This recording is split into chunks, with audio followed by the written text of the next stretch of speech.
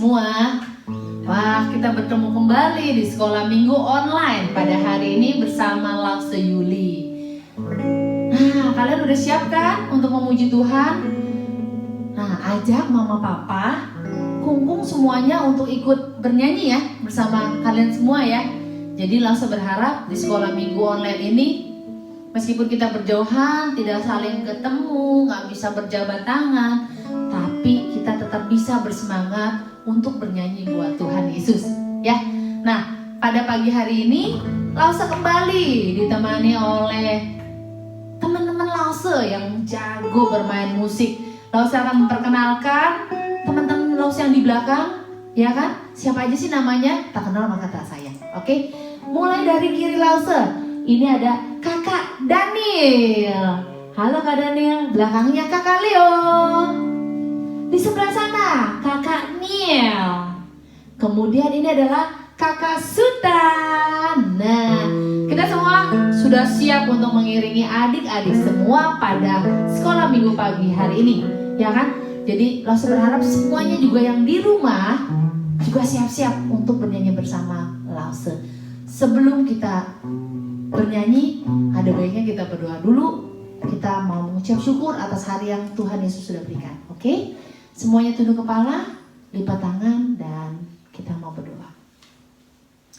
Allah Bapa yang berada di dalam surga, terima kasih kami semua ucapkan kepadamu, karena pada pagi hari ini kami semua boleh berkumpul di rumah kami masing-masing untuk memulai ibadah kebaktian sekolah minggu online pada pagi hari ini. Bapa, terima kasih untuk setiap hari penyertaan Bapa kepada kami semua, sehingga kami boleh berada di dalam rumah kami masing-masing, berkumpul bersama keluarga kami masing-masing, meskipun dalam kondisi yang tidak memungkinkan kami untuk keluar rumah karena masih ada pandemi corona. Nah, Bapak, kami mohon berkat-Mu pada kami semua pada pagi hari ini, agar kami semua boleh sungguh-sungguh untuk memuji dan juga boleh memahami dan mengerti setiap firman yang akan disampaikan nanti oleh Lause. Bapa, sertai kami, sertai ibadah ini. Semoga lancar dari awal sampai akhir. Terima kasih Bapa, semua ini kami naikkan hanya di dalam nama Putra-Mu yang tunggal, Yesus Kristus. Haleluya, amin. Oke, kita memulai lagu yang pertama.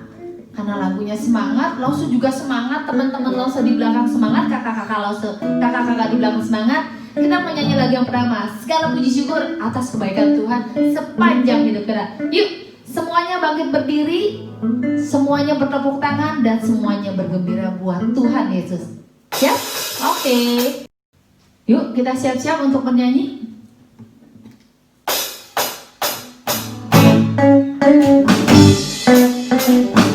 Semuanya bertepuk tangan ya.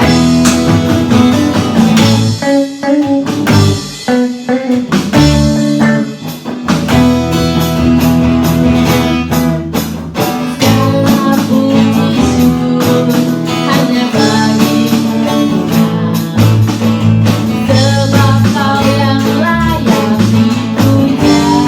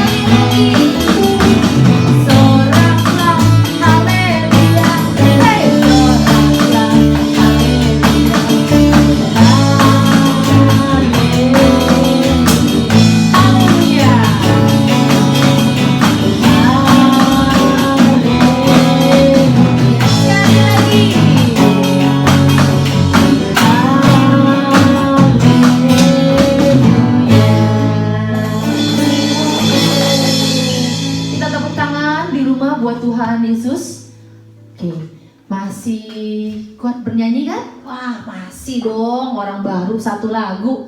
Kita mau lagu yang berikutnya ya kan? Siap? Oke. Ku buka Alkitab, lalu ku baca. Srek, srek, srek, srek, srek. Srek, srek, srek, srek, srek. Firman Tuhan ada di hatiku.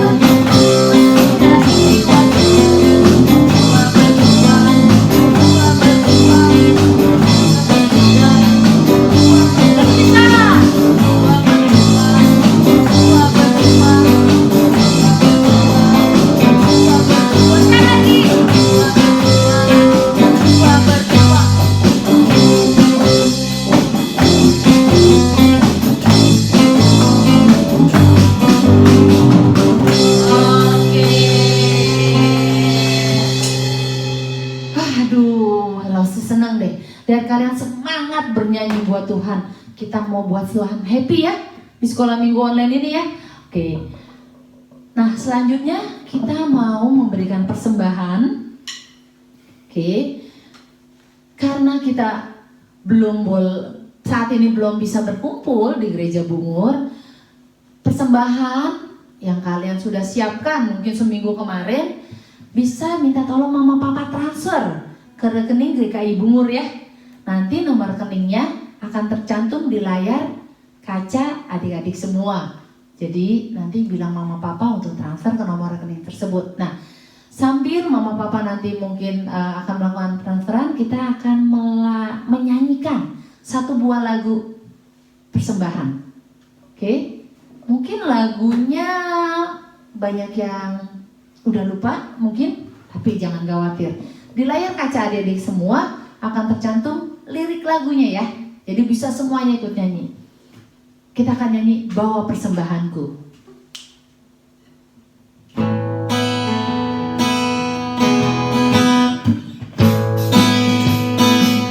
Udah sambil tepuk tangan ya semuanya ya. Bawa persembahanku dalam rumah Tuhan dengan rela. Janganlah kamu bawa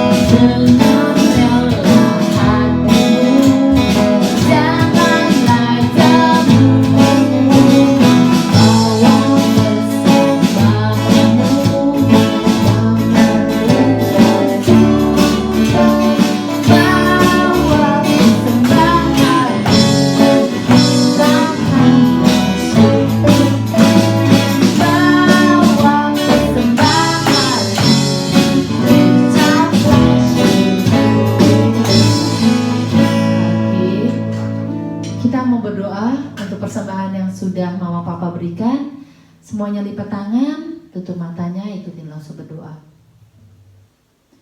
Tuhan Yesus Kristus, terima kasih untuk setiap persembahan yang sudah diberikan oleh anak-anak-Mu melalui mama papa mereka.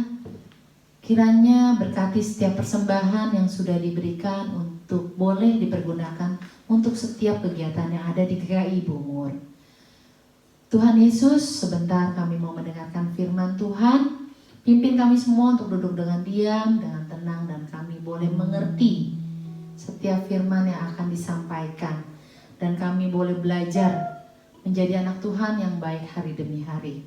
Terima kasih Tuhan Yesus, kami siap menyambut firman-Mu. Haleluya, amin. Adik-adik masih ingat cerita minggu lalu mengenai Raja Saul yang ditolak oleh Allah, oleh Tuhan sebagai raja atas Israel. Hal ini dikarenakan Raja Saul tidak taat, tidak menuruti perintah Allah Bapa melalui Nabi Samuel. Nah, hal ini yang membuat Allah Bapa marah sehingga dia menolak Raja Saul untuk menjadi raja di Israel, dan roh Allah mundur dari kehidupan Raja Saul. Nah, kemudian Tuhan pun sudah memilih seseorang yang lebih baik menurut Tuhan untuk menggantikan Raja Saul memimpin bangsa Israel. Nah, di sini Tuhan memerintahkan Nabi Samuel untuk pergi ke kota Bethlehem untuk menemui orang yang dimaksud tersebut dan harus melakukan upacara pengurapan, pemberkatan yang harus dilakukan oleh seorang nabi atas perintah Tuhan. Nah, kita mau tahu siapa sih dia? Siapa orangnya yang dipilih oleh Allah, dipilih oleh Tuhan, yang akan menggantikan Raja Saul suatu saat nanti. Nah, kita kembali ke cerita Raja Saul. Ketika roh Allah sudah undur, sudah keluar dari kehidupan Raja Saul, roh-roh jahat mulai mengganggu kehidupan Raja Saul. Roh-roh gelap mulai mengusik kehidupan Raja Saul, dan ini tentu tidak mengenakan. Bayangin coba kalau adik-adik tidak ada roh Tuhan di dalam kehidupan adik-adik, tapi yang adanya adalah roh gelap, roh kegelapan, roh kuasa iblis. Apa yang kira-kira terjadi? Bagaimana kehidupan kita dengan keadaan seperti ini? Tentu tidak mengenakan. Karena tidak ada sesuatu yang bisa kita lakukan dengan baik jika bukan dalam pimpinan Tuhan.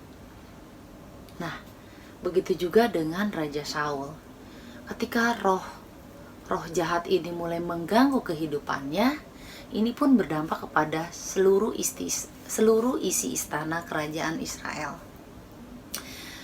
Seluruh pelayan, seluruh keluarga, anak-anaknya itu merasa terganggu dengan adanya setiap roh jahat yang mengganggu kehidupan Raja Saul. Suatu hari, pegawai istana Raja Saul berkata bahwa roh jahat ini harus dikalahkan, roh jahat ini harus dimusnahkan dari diri Raja Saul. Bagaimana caranya? Nah, ada satu cara di mana zaman dahulu diyakini bahwa pujian dan penyembahan itu dengan melalui alat musik yang dimainkan akan membuat si roh jahat ini bisa keluar dari tubuh seseorang. Nah, pegawai istana berkata bahwa di kota Bethlehem ada seorang pemuda yang sangat mahir memainkan alat musik kecapi. Karena kecapi, alat musik waktu itu adalah alat musik yang sangat terkenal. Alat musik kecapi ini sering mengiringi setiap pujian dan penyembahan kepada Tuhan Allah. Nah, si pemuda ini begitu mahirnya memainkan alat musik kecapi dan juga sering melantunkan pujian dan penyembahan kepada Tuhan, sehingga diyakini bisa melawan bahkan mengusir roh-roh jahat yang ada di dalam diri Raja Saul. Loh, bagaimana mungkin alat musik kecapi bisa mengusir roh jahat yang ada di dalam diri Raja Saul? Dan hanya pemuda ini yang bisa memainkan alat musiknya. Padahal di zaman waktu Raja Saul berkuasa, yang bisa memainkan alat musik kecapi itu banyak orang, ya kan? Dan kenapa pemuda ini yang dipilih untuk memainkan alat kecapi mengusir roh jahat yang ada di dalam diri Raja Saul? Nah, bukan karena alat musik kecapinya yang harganya mahal atau buatan dari luar negeri sehingga bisa mengusir roh jahat, tetapi yang terpenting adalah siapa yang bisa memainkan alat musik ini. Nah, mau tahu adik-adik siapa sih pemuda yang misterius ini yang bisa memainkan alat musik kecapi dengan mahir? Ada yang tahu? Ya, dia adalah Daud. Daud seorang gembala. Daud adalah anak bungsu Bapak Isai yang ada di Bethlehem yang sudah diurapi Tuhan melalui Nabi Samuel. Daud sangat mahir memainkan kecapi karena setiap hari kehidupannya dia selalu berhubungan dengan Tuhan. Dia selalu berkomunikasi dengan Tuhan dalam setiap kegiatannya. Dia adalah seorang gembala. Bukan berarti sebagai pekerjaannya sebagai gembala dia tidak bisa memuji Tuhan. Di padang rumput waktu dia menunggu hewan ternaknya lagi makan, dia bisa memainkan alat musik kecapinya dengan bernyanyi dan memuji Tuhan. Itu yang Tuhan lihat dari sosok Daud. Nah, balik lagi. Roh jahat ini bisa diusir, bisa dihilangkan bukan karena kecapinya, tapi karena Daud yang sudah diurapi Tuhan, yang dia mempunyai kuasa untuk mempersembahkan pujian, mempersembahkan suara, mempersembahkan musik buat Tuhan. Itu yang membuat roh jahat ini takut. Takut bukan terhadap alat musiknya, takut bukan terhadap Daud, tapi takut terhadap roh Tuhan. Roh Tuhan, roh Allah yang ada di dalam diri Daud, yang memberikan kuasa kepada Daud sehingga dia bisa membantu mengusir roh jahat yang ada di dalam diri Raja Saul. Singkat cerita, kemudian Daud dibawa ke istana Raja Saul untuk menemani Raja Saul setiap hari. Daud menjadi pelayan Raja Saul, dan kemanapun Raja Saul pergi, Daud harus menemaninya. Dengan sosok Daud pemuda yang berbudi pekerti baik, hormat, dan itu yang membuat Saul sungguh sayang terhadap Daud. Nah, selain Saul, di istana juga ada anak-anaknya Raja Saul. Anak yang sulung yaitu yang bernama Yonatan. Yonatan ketika mengenal Daud, mengenal sosok Daud, Yonatan akhirnya lama-lama bisa berteman dengan Daud. Meskipun status Daud adalah seorang pelayan raja, tapi Yonatan tidak melihat perbedaan derajat itu untuk memulai pertemanan dengan seorang yang bernama Daud. Yonatan begitu mengasihi Daud juga seperti Raja Saul, sehingga Yonatan selalu memperlakukan Daud dengan baik. Nah, Daud dengan kemahirannya, dengan kuasa Tuhan yang ada di dalam hidupnya, membuat Daud kemudian dinaikkan jabatannya dari pelayan menjadi seorang pemimpin pasukan. Daud dipercaya oleh Raja Saul untuk memimpin peperangan melawan musuh-musuhnya bangsa Israel. Salah satunya adalah Filistin. Daud memimpin waktu dia melawan raksasanya bangsa Filistin. Tahu dong? Memimpin waktu dia mengalahkan raksasanya Filistin yang bernama Goliat. Dengan kesombongan si Goliat, dengan badannya yang besar, sedangkan Daud yang begitu kecil, dia menghina Daud. Tapi kembali lagi, kuasa Tuhan, berkat Tuhan, anugerah Tuhan di dalam hidup Daud yang membuat Daud berani menghadapi segala tantangan, yakin bahwa Tuhan beserta dia, dan dia selalu percaya apa yang Tuhan katakan kepada dia selalu dia jalani, apa yang Tuhan perintahkan selalu dia ikuti. Itu yang membuat Tuhan selalu hidup di dalam kehidupan Daud. Nah, karena Daud selalu memenangi peperangan melawan bangsa-bangsa yang menjadi musuhnya bangsa Israel, hal ini membuat Raja Saul senang karena mempunyai panglima yang begitu hebat. Suatu hari Daud bersama dengan Raja Saul berperang melawan bangsa Filistin kembali yang memang menjadi musuh besarnya bangsa Israel. Nah, di dalam peperangan ini kembali Allah memberikan kemenangan kepada Raja Saul dan Daud. Sehingga ketika mereka kembali ke negeri Israel, semua rakyat bersorak-sorai. Mereka bergembira karena raja mereka dan juga Daud bisa memenangi peperangan melawan bangsa Filistin.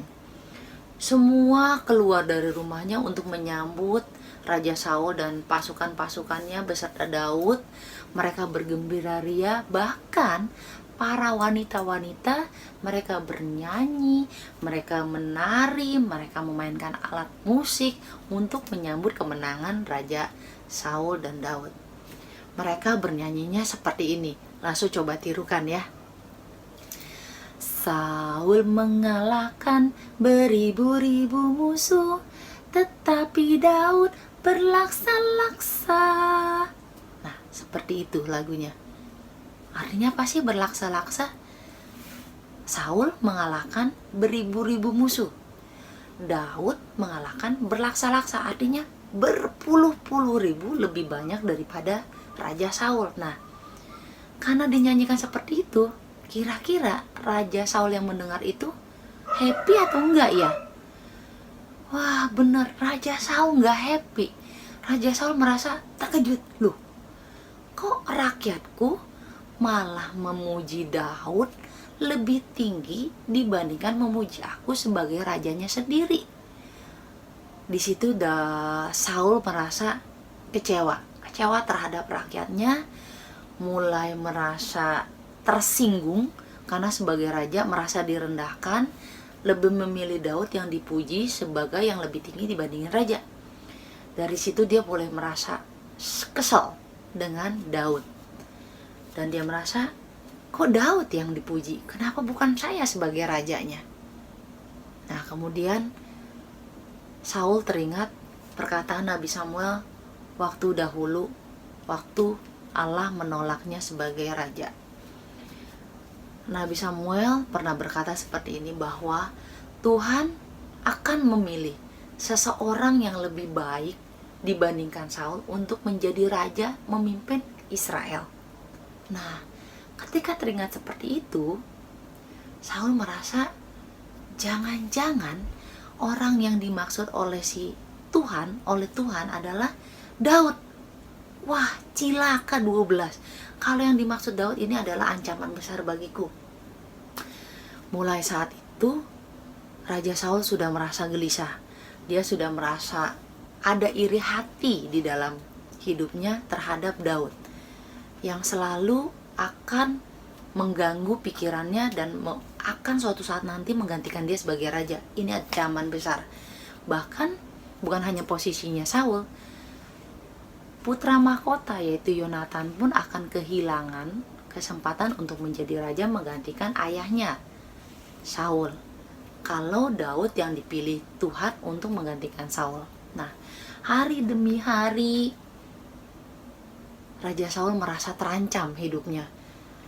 Gelisah, dia memikirkan, bagaimana ini kalau terjadi posisi saya sebagai raja seperti gimana. Nah, karena dia memikirkan seperti itu, pikirannya makin kusut. Pikirannya memikirkan sesuatu yang negatif, karena dia sudah tidak lagi menggantikan dia sebagai raja. Ini ancaman besar. Bahkan bukan hanya posisinya Saul, putra mahkota yaitu Yonatan pun akan kehilangan kesempatan untuk menjadi raja menggantikan ayahnya Saul, kalau Daud yang dipilih Tuhan untuk menggantikan Saul. Nah, hari demi hari Raja Saul merasa terancam hidupnya. Gelisah, dia memikirkan, bagaimana ini kalau terjadi posisi saya sebagai raja seperti gimana. Nah, karena dia memikirkan seperti itu, pikirannya makin kusut.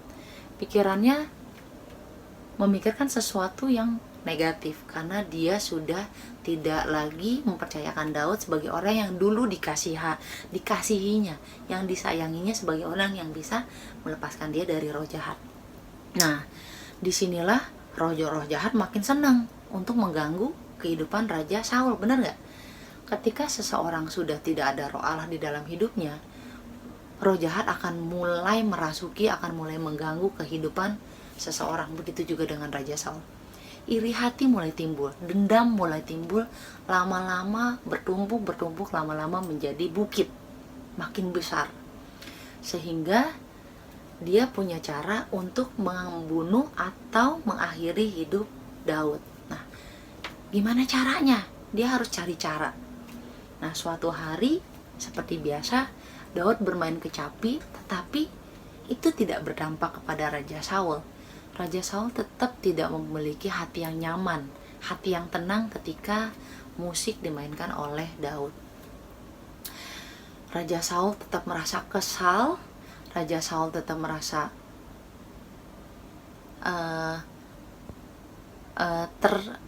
merasa terhina, dan dia juga merasa mulai tidak nyaman dengan posisinya sebagai raja saat ini karena ada Daud. Nah, saking mempunyai pikiran yang tidak stabil, dan dia dendam itu semakin memuncak. Ketika Daud memainkan alat musik tersebut tanpa sadar, Raja Saul mengambil tombaknya dan dia melemparkan ke Daud dengan maksud untuk membunuh Daud. Tapi apa yang terjadi? Tuhan Allah melindungi Daud. Tuhan Allah meluputkan Daud dari tombak yang dilemparkan oleh Raja Saul. Nah, kemudian Saul berpikir, kalau untuk membunuh Daud dari tangannya sendiri itu tidak bagus, karena dia sebagai raja tentu akan disalahkan oleh rakyatnya. Saul mencari cara bagaimana caranya kalau yang membunuh Daud itu bukan dari tangan dia sendiri, tapi dari tangan orang lain. Apa yang harus dilakukan? Nah, siasatnya seperti ini. Keesokan harinya Daud dipanggil oleh Saul, kemudian Saul dengan bermulut manis berbicara kepada Daud seperti ini. Daud, saya akan memberikan Mika, anak perempuanku, untuk menjadi istrimu. Tetapi ada syarat. Kamu harus mengalahkan 100 orang bangsa Filistin dalam pertempuran nanti. Maka kamu akan kuberikan anakku Mika sebagai istrimu. Nah, Daud sebagai seorang panglima perang, dia tetap tidak menolak apa yang diperintahkan oleh sang raja. Dia maju perang melawan bangsa Filistin dengan kuasa Tuhan, dengan penyertaan Tuhan. Dia yakin dia mampu bisa mengalahkan bangsa Filistin. Dan apa yang terjadi, adik-adik? Bukan hanya mengalahkan 100 orang, bahkan lebih dari itu. 200 orang bisa dikalahkan oleh Daud saat peperangan itu. Nah, ketika dia pulang, ketika Raja Saul tahu bahwa Daud bahkan bisa membunuh lebih dari 100 orang Filistin, Raja Saul harus menepati janjinya, bukan? Nah, dia memberikan Mika untuk menjadi istri dari Daud. Mereka menikah, dan apakah Saul happy dengan pernikahan mereka? Tidak. Itu malah membuat Raja Saul semakin lebih kesal dan dendam terhadap Daud. Kenapa? Di satu sisi, setiap peperangan, setiap pertempuran melawan musuh, Daud selalu menang. Ternyata itu yang mengganggu Raja Saul. Ada Tuhan, ada tangan besar, ada kuasa yang besar yang melindungi Daud di balik setiap peperangan ini. Kedua, Mika anaknya ternyata begitu mencintai Daud dan begitu membela Daud, sehingga Saul serasa tidak ada yang membela dia. Nah, hal-hal inilah yang membuat Saul semakin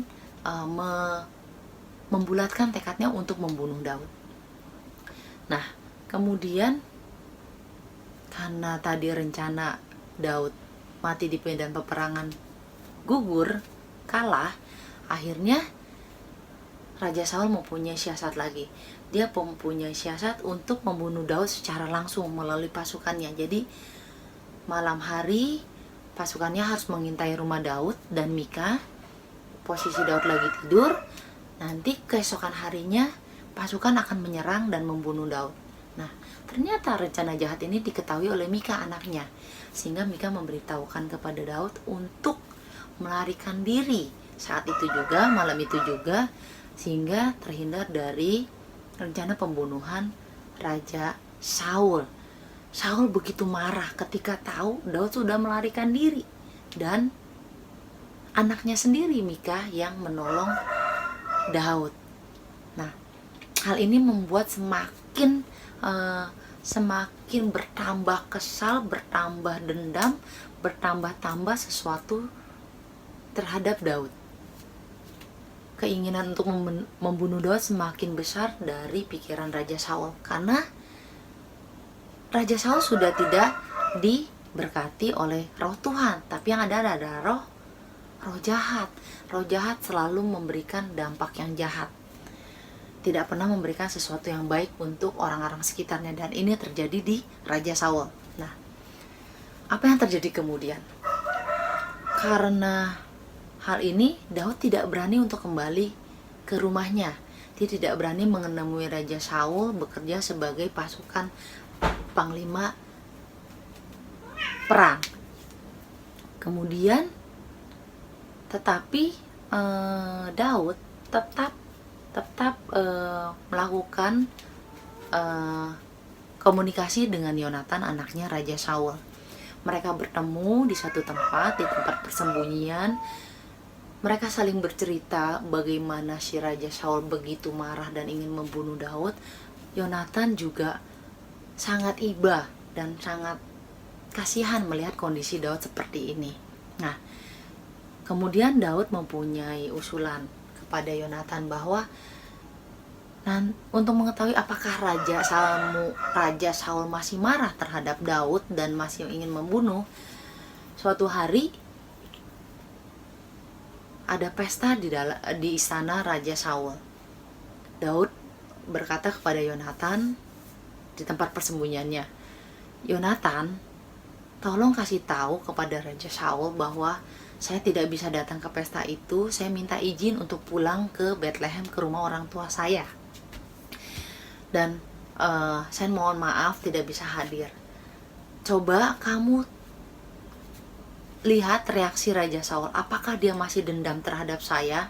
Apa dia masih kesal terhadap saya sehingga dia masih mau untuk membunuh saya, atau dendam itu sudah hilang?" Nah, itu yang mau ditanyakan Daud melalui Yonatan.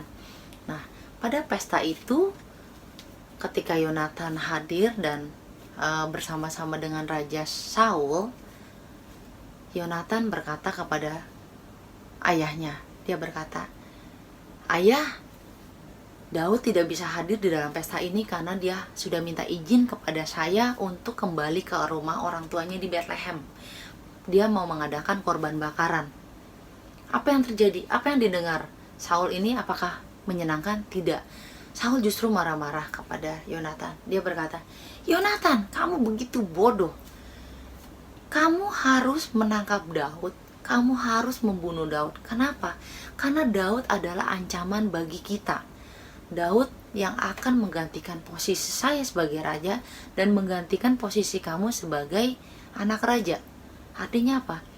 Posisi raja nanti akan diambil alih oleh Daud, sehingga saya maupun kamu tidak punya kesempatan lagi untuk memerintah di kerajaan ini. Kamu bodoh. Kalau kamu membiarkan Daud lolos, kalau kamu membiarkan Daud selamat, itu adalah hal yang sangat bodoh sebagai seorang bodoh. Kamu harus menangkap Daud, kamu harus membunuh Daud. Kenapa? Karena Daud adalah ancaman bagi kita. Daud yang akan menggantikan posisi saya sebagai raja dan menggantikan posisi kamu sebagai anak raja. Artinya apa? Posisi raja nanti akan diambil alih oleh Daud, sehingga saya maupun kamu tidak punya kesempatan lagi untuk memerintah di kerajaan ini. Kamu bodoh. Kalau kamu membiarkan Daud lolos, kalau kamu membiarkan Daud selamat, itu adalah hal yang sangat bodoh sebagai seorang putra dari Saul. Saking marahnya Saul kepada anaknya sendiri, tanpa sadar Saul pun mengambil tombak dan dia mau membunuh Yonatan. Dia tidak berpikir, Raja Saul tidak bisa berpikir panjang lagi karena yang ada di otaknya adalah sesuatu yang tidak baik, sesuatu yang tidak berkenan kepada Tuhan. Karena apa? Karena di dalam hidupnya dipenuhi oleh roh-roh jahat. Nah, ini yang membuat si Saul bertindak sembrono atau seenaknya. Nah, Yonatan kaget. Ayahnya begitu marah sehingga harus dengan rela dia bisa melukai anaknya sendiri. Dengan tega dia bisa melukai anak sendiri. Akhirnya Yonatan pergi meninggalkan ayahnya dan kemudian dia menemui lagi Daud. Kemudian mereka saling menceritakan bahwa Saul benar-benar marah, Saul benar-benar ingin memusnahkan Daud karena begitu bencinya Saul terhadap Daud yang ingin menggantikan posisi dia sebagai raja. Dan dia merasa gak boleh ada saingan lagi selain dia dan keturunannya yaitu Yonatan. Tapi hal itu tetap tidak bisa terjadi karena Tuhan Allah sudah mengurapi Daud yang suatu saat nanti akan menjadi raja penggantikan Saul.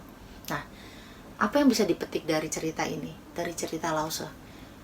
Bukan kronologi ceritanya, tapi yang Lause tekankan adalah ketika adik-adik taat dan setiap hari tekun melakukan hubungan dengan Tuhan, berhubungan dalam berdoa, membaca kitab suci, taat kepada mama papa, kepada orang yang lebih tua dari adik-adik semua, dan adik-adik bisa memberikan contoh buat orang-orang sekitar, memberikan wangi yang harum buat orang-orang sekitar. Itu sudah membuat Tuhan senang. Seperti Daud, semasa hidupnya dari dia kecil sampai dia dewasa, sehidupnya selalu bersentuhan dengan Tuhan. Hidupnya tidak pernah melupakan dengan Tuhan. Apa yang Tuhan perintahkan, Daud selalu dengar-dengaran. Ini dibuktikan dari kehidupannya. Meskipun dia anak yang bungsu, meskipun anak yang paling kecil, tapi tidak menyurutkan dia untuk berbakti kepada Tuhan, untuk selalu menyenangkan hati Tuhan setiap hari. Hal-hal sepele, hal-hal kecil yang bisa adik-adik lakukan untuk menyenangkan hati Tuhan dengan melakukan apa yang bisa membuat orang-orang seisi rumah, adik-adik happy, tidak membuat kegaduhan, tidak berantem dengan kakak atau adik, ya kan? Kemudian apalagi di masa pandemi seperti ini, apa yang harus adik-adik lakukan di rumah? Apakah hanya sekedar main gadget, nonton TV, tidak menghiraukan mama papa, tidak membantu pekerjaan di rumah? Nah, itu bukan bukti ketekunan kepada Tuhan. Tuhan mau kita tekun. Tuhan mau kita menjadi orang yang Tuhan inginkan. Menjadi anak-anak yang bisa dipercaya untuk melakukan hal-hal yang baik. Dan itu memberikan dampak yang luar biasa buat orang-orang sekitar. Buat mama papa, buat kakek nenek, buat adik, buat kakak. Berdampak yang positif, bukan berdampak yang negatif. Nah, adik-adik bisa berpikir lagi, apakah yang selama ini dilakukan selama di rumah, selama pandemi COVID, ya kan, dari Maret sampai dengan bulan Agustus ini, sekolah online dari rumah, sekolah minggu juga dari rumah online, apakah itu benar-benar dijalankan dengan baik? Nah, itu satu bukti bahwa hidup kita setiap hari bergumul dengan Tuhan. Hidup kita setiap hari selalu berhubungan sama Tuhan. Tidak pernah sedikit pun kita membiarkan roh jahat masuk ke dalam hidup kita sehingga Tuhan harus mundur dari hidup kita. Jangan sampai itu terjadi seperti yang terjadi di Saul. Nah, demikian cerita hari ini. Adik-adik bisa buka buku catatan. Kita akan menulis bahan cerita hari ini. Bahan cerita hari ini adalah Daud di istana Saul yang diambil dari 1 Samuel 16, kemudian Samuel 18, kemudian Samuel 19 dan Samuel 20. Cukup panjang memang bahan cerita hari ini. Nah, kemudian ayat hafalannya adik-adik bisa catat seperti ini ya. Dari Mazmur 5 ayat 13 yang berbunyi, Engkaulah yang memberkati orang benar. Ya Tuhan, Engkau memaugari dia dengan anugerah seperti perisai. Nah, di sini Lause ada gambar. Ini adalah Daud. Ya, di sini ada Daud. Daud ini mempunyai banyak perisai. Jadi penyertaan Allah, kasih karunia Allah, urapan Allah kepada Daud itu adalah perisai yang membentengi, yang melingkari hidup Daud setiap hari. Bukan 1 hari, 2 hari, tapi sepanjang hidup Daud. Nah, perisai-perisai inilah yang membentengi hidup Daud. Selain penyertaan dari Allah, Daud pun mempunyai orang-orang yang sangat mengasihi dia. Orang-orang yang peduli terhadap Daud. Di kala susah sekalipun, Daud tetap mempunyai seseorang atau beberapa orang yang sangat mengasihi dia. Nah, di sini langsung gambarkan, coba adik-adik lihat nih. Di sini perisainya ada Samuel, Nabi Samuel yang mengurapi Daud, kemudian ada Mikal, istrinya, ya. Kemudian ada Yonatan, kakaknya Mikal, dan kemudian juga ada manusia lainnya. Nah, di sini ada satu orang yang begitu membenci Daud dan dia mengarahkan tombaknya ke Daud karena dia ingin membunuh Daud. Yaitu adalah Saul. Nah, adik-adik bisa bikin seperti ini. Boleh dihias, boleh dikasih gambar seperti ini, diwarna-warnain boleh. Kemudian nanti ini digantung, dibikin lubang, nanti digantung di kamar. Digantung di kamar, ya.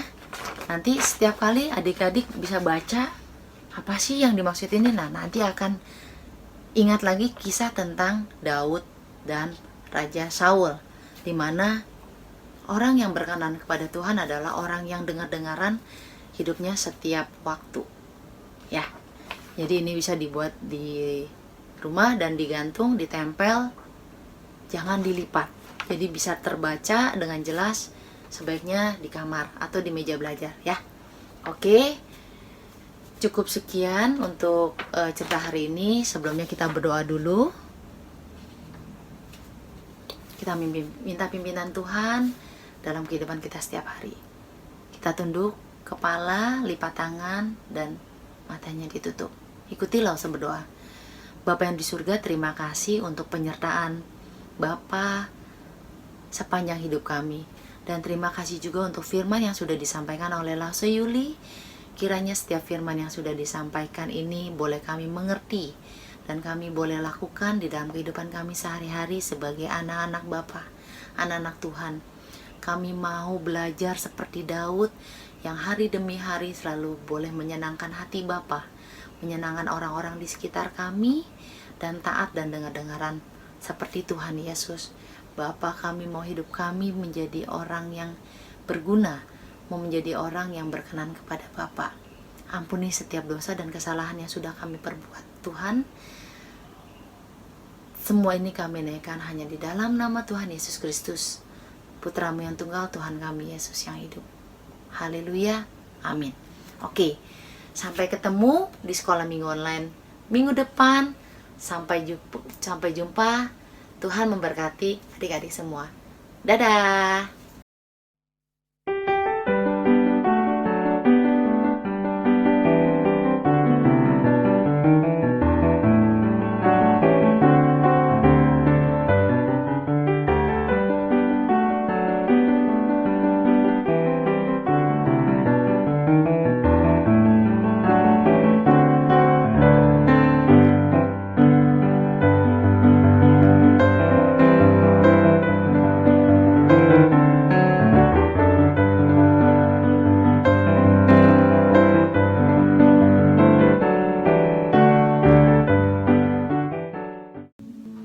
Nah, tadi sudah mendengarkan firman Tuhan kan? Ngerti dong? Siapa yang nggak ngerti? Nah, kalian nggak ngerti nanti nanya mama papa kalian ya kan? Pasti tadi ikut kebaktian sekolah minggu juga kan? Sudah ada catatan juga kan yang tadi diberikan oleh Lause? Udah ada ayat hafalan juga. Nah, sebelum kita mengakhiri ibadah sekolah minggu pada hari ini, Lause akan mengajak kalian untuk menyanyikan satu buah lagu terakhir ya. Sebelum kita akhiri, kita mau bersyukur pada Tuhan karena kenapa sih? Tuhan tuh bukan setiap hari, setiap jam, setiap menit, setiap detik dan setiap saat, ya kan, selalu menyertai hidup kita. Meskipun kita nakal, meskipun adik-adik suka ngambek, suka melawan mama papa, tapi Tuhan percaya adik-adik bisa berubah untuk menjadi anak Tuhan yang lebih baik. Nah, kita menyanyikan satu buah lagu. Ya Tuhan, tiap jam ku memerlukanmu, dengan sikap berdoa, dengan sikap hormat untuk Tuhan Yesus.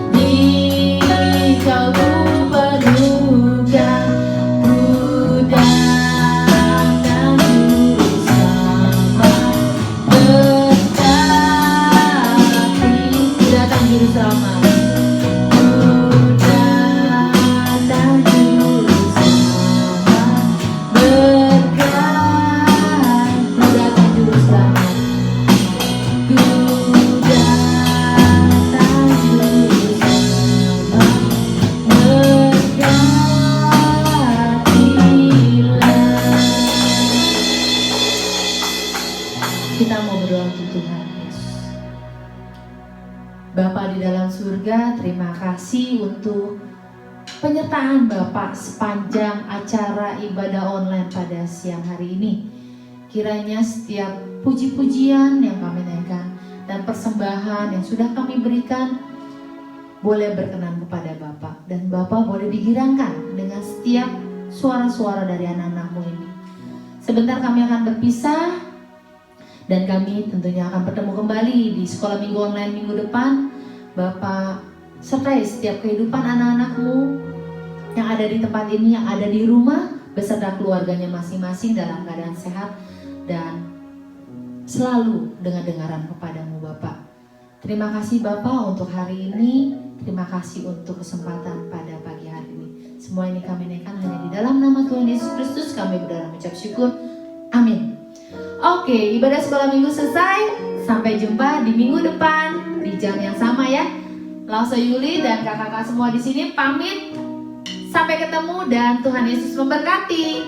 Shalom.